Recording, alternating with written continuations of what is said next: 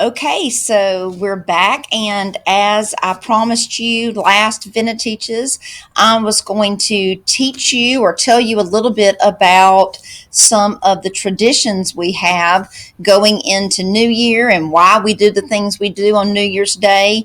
Why is it that we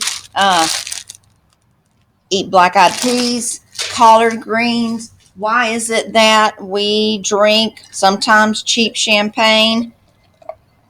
Hey, there's never a bad time to drink champagne. So, we're going to talk about all kinds of stuff as far as the new year goes. And let me see, make sure this is okay.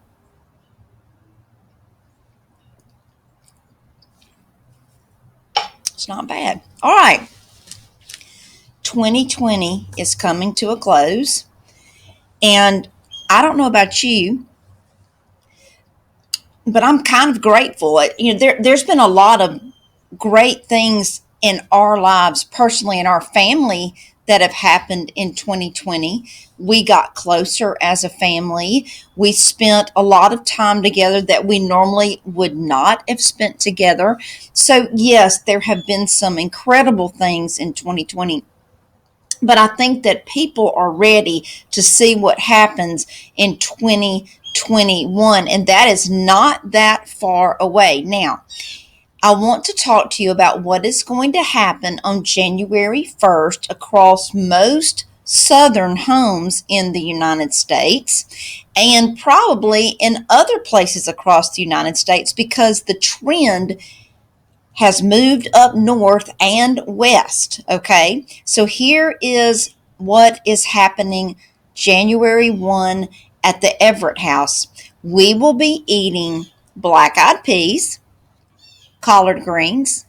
We're going to be having cornbread and some kind of pork. Now, why is that? Why is that the traditional meal? Of course, we've got to throw deviled eggs in there, and usually my son makes some mac and cheese that's really good. But you don't have New Year's Day without those four things: black-eyed peas, collard greens, okay? You got to have cornbread, and you've got to have some kind of pork product, usually ham hocks, or you can have some kind of hog jowl. So let me talk to you about black-eyed peas. Now, black-eyed peas didn't just start here in the South. Okay, let me tell you about black-eyed peas. Black-eyed peas have been a thing for luck for quite a long time. They came over from West Africa. They were used there. They were eaten there. If you have not seen the Vena Teaches about the history of okra, you're missing out. You need to, after you finish this and like it, okay, you need to go and check out the episode on okra because you're going to learn something new and you're going to learn something fascinating about okra. Now, the black-eyed peas, okay, made their way here from West Africa. They also made their way here with the Sephardic Jews that came in the early 1700s that settled in Georgia because the Jewish people have been using black-eyed peas for years to celebrate Rosh Hashanah. Okay, I probably totally mispronounced that. My Jewish friends, forgive me. I do try. I do try. So, we've got black-eyed peas. All right. Why are they lucky? Why is something like blue cheese dressing not lucky? Why is it that it's got to be black-eyed peas? Okay, here's the story. One story says, well, the staple of the slaves' diet a lot of times was the black-eyed peas. And so the Emancipation Proclamation that Abraham Lincoln put in place went into effect in January of 1863. Now, the Emancipation Proclamation freed all the slaves in the South, in the Confederacy. And you're saying, wait a minute, how can that be? Well, let me tell you what, okay, what the premise is. As Grant and Sherman are making their way across the South with a line of destruction across the South because they declared total war. What they did with the Emancipation Proclamation is they freed the slaves in the South, okay, so that if the slaves wanted to join up with them, they could.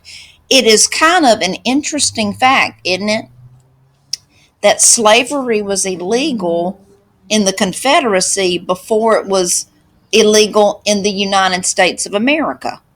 Okay, slavery didn't end, as far as slavery was not unconstitutional until after the Civil War. A little factoid there. Now,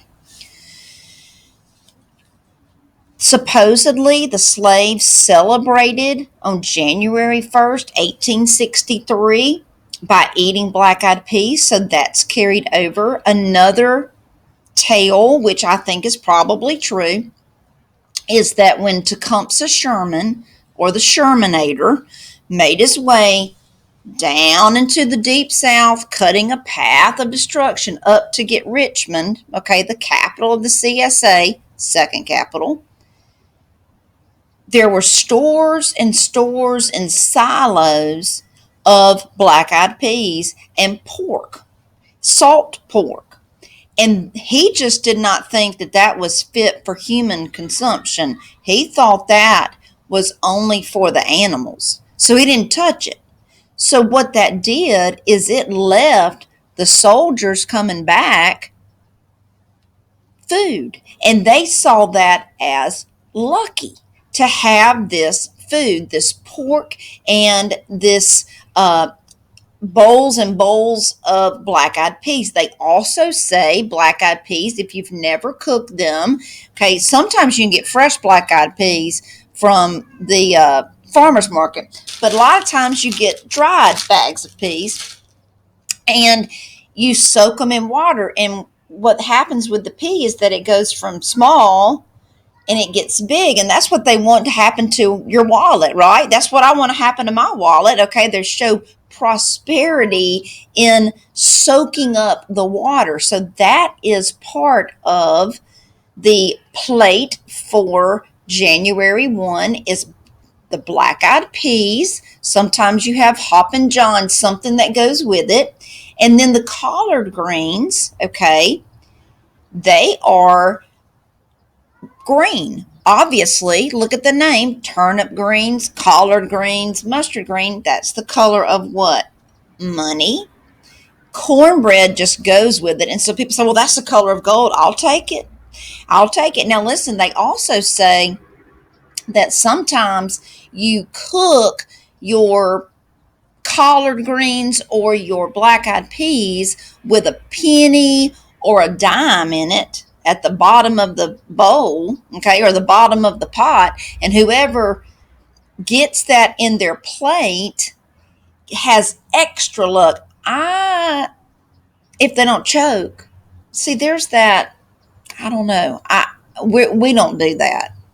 We don't do that. I don't know who does. You've got people who eat 365 black-eyed peas, no more, no less.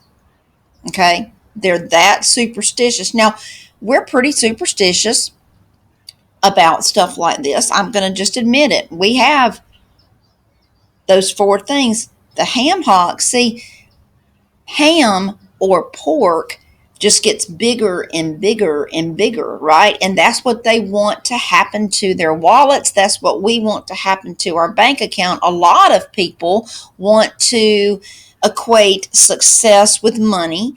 And listen, I tell my students all the time, money does not buy happiness, but it does make your life easier.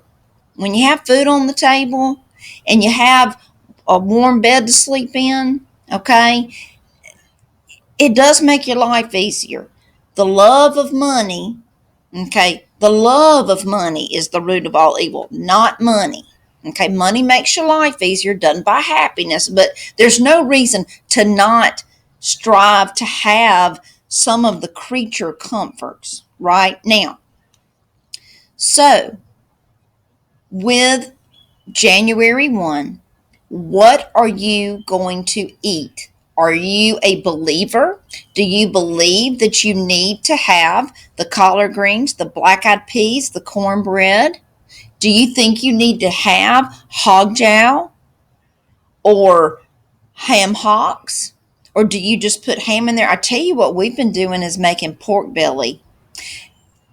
There's a reason why these Venetich's episodes are basically from the waist up, because we've got the quarantine 15 coming up here. You know what I'm talking about? It used to be the freshman 15. This is the quarantine 15 that's fixing to January 1.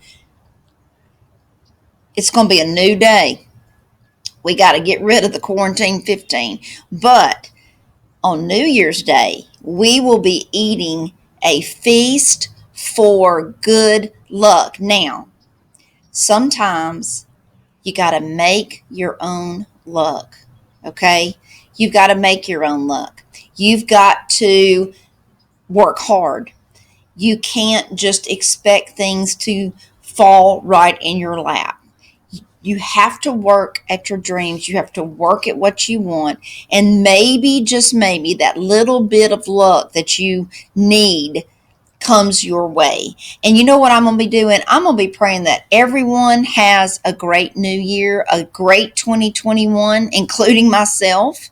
Okay. And I want to pray that you are going, whoever's watching this, and your families are blessed, and that I'm coming back on New Year's Eve, and I'm going to talk to you about some of the things that people might want to look at doing for their New Year's resolutions. And I'd love for you to tell me what some of your New Year's resolutions are going to be. Now, as you think about it, cheers. And I hope you have a good night. And I will see you on Thursday. Have a good one. Thanks for tuning in. I'd love it if you'd like this video. Thank you.